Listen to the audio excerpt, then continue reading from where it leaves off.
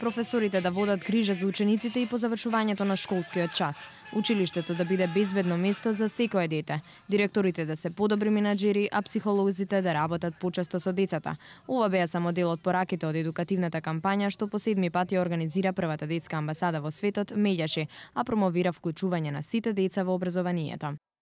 И оваа година беше мото крај на неписменоста, бидејќи во Македонија има 200.000 возрастни кои немаат завршено училиште, 18.500 деца кои не се вклучени во образование, најчесто се жртви на најлошите форми на злоупотреба на детскиот труд.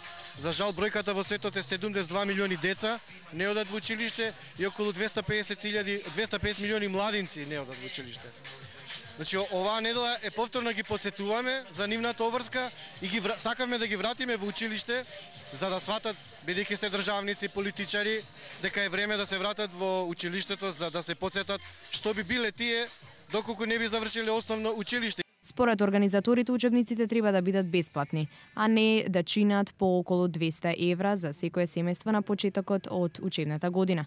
Учениците треба да носат униформи, а образованието да се освежува со неформална едукација.